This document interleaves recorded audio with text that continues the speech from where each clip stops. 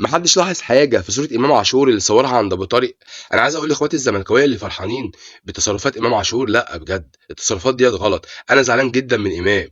ايه اللي يا عم اللي انت بتعمله ده يا اخي؟ بجد انت عيل مفتري والله العظيم بجد. انا سايب عليا النادي الاهلي وجمهور النادي الاهلي، هم عشان يتذلوا لك وتطولك وكسروا بنفسهم قدامك وتحايلوا عليك تهينهم بالطريقه ديت؟ يا اخي انت عشان كسرت نفسهم مره واثنين وثلاثه واربعه وعشره واستحملوك تدوس بنزين وتدوس على وشهم بالطريقه دي، رايح عند ابو طارق ولابس تيشيرت ابيض وبيخدم عليك ناس لابسه تيشيرت احمر؟ ده انت مستفز قوي يا اخي. انت فاكر نفسك مين؟ كريستيانو؟ على فكره يا امام، النادي الاهلي كان بياخد بطولات من قبل ما انت تلعب فيه. هي بطولات حرام بس ما خدش يعني بطولات حلال وانت معاه. وبعدين رايح تغير مدير اعمالك وتجيب ادم وطني اللي شتم وهزق النادي الاهلي وجمهور النادي الاهلي وقال ان النادي الاهلي فاكر كل الناس اغبياء زيهم. يا اخي عيب بجد، اختشي. انا بجد زعلان من امام. مش كده، انت لاعب محلي برضه رحت ولا جيت؟ هم عشان كسروا نفسهم قدامك يستاهلوا، بس مش قوي كده. ما تدوس بنزين.